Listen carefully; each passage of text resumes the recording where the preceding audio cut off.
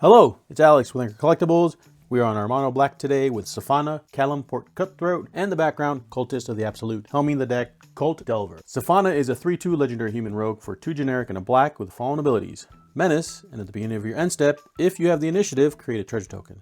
You create 3 if you completed a dungeon, and we get to choose a background. We have chosen Cultist of the Absolute, which is an enchantment for 1 black that gives commander creatures you own +3/+3, flying, death touch, ward, pay 3 life, and at the beginning of your upkeep, sacrifice a creature. What is the initiative? It's a mechanic introduced in Commander Legends Battle for Baldur's Gate. The initiative isn't in play until a card states that you take the initiative. When you do take the initiative and at the beginning of your upkeep, you venture into Undercity. If you are in a dungeon already, you advance to the next room of that dungeon. Whenever 1 or more creatures a player controls deal combat damage to you, they take the initiative. You can guess that this is an Aristocrat style deck where we are sacrificing creatures and recurring them for value. But we are also delving into dungeons to get more value from our creatures and get more treasures from our Safana's ability. Our ramp is artifacts, from Soul Ring to Commander Sphere, but we're adding Dungeon Map, which is a perfect fit for this deck since we're venturing into dungeons, and Saravok's Tome, helping to get the initiative. Our card advantage is card draw with spells like Deadly Dispute and Corrupted Conviction, which also give us a sacrifice outlet. Dungeoneer's Pact draws and gives us the initiative, and from the Catacombs allow us to take a creature from any graveyard, including our opponents, possibly disrupting their plans, which we will be doing in the form of Death Touch creatures like UNT Fanblade and Arinam, which has flying and death touch. Eaten Alive to deal with indestructible creatures, and 50 feet of rope to tap a creature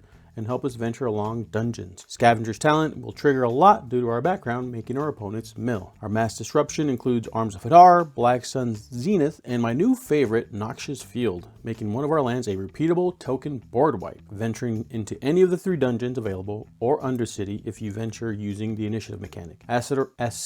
Acererak can be cast multiple times if we don't complete the Tomb of Annihilation. Zombie Ogre helps us venture at the end step if a creature died, which they will, and a few that trigger on enter like Vicious Battle Rage, Underdark Explorer, and Passageway Seer, who gets bigger if we have the initiative. We did add Conjurer's Closet to blink those creatures and trigger those enter abilities again at our end step. The dungeons do take many different routes, from token generation to card advantage, as well as straight up free spells. This makes this deck very flexible in how we run it. The main focus is that of sacrifice ability from our background. So we have added a lot of recursion to the deck. Reassembling Skeleton, Bloodghast, and Blood-Soaked Champion return to the battlefield, and Altar of Baal and Phyrexian Reclamation allow us to bring creatures back to the field or graveyard. With all these creatures dying, we do have some payoff in Blood Artist and Calimport Cutthroat, pinging our opponents every time whenever a creature dies and gaining us life, leaving them at low enough life to swing with our 6/5 flying Death Touch Ward, pay 3 life commander, who we will equip with Swiftfoot Boots, Mirror Shield, Leather Armor, and Psychic Paper, making sure she is protected when we swing in. Our path to victory is death and pinging, slowly draining our opponents with the death triggers of Blood Artist and Calimport Cutthroat, adding Starscape Cleric, and maybe an Offspring to increase the amount of life our opponents lose, reoccurring those creatures from the graveyard via multiple ways and sacrificing them again to continue to ping our opponents, with Westvale Abbey giving us more creature sacrifice and eventually becoming a 9/7 flying lifelink indestructible haste creature to swing in. And we do have Exsanguinate as a finisher to finish off all our opponents,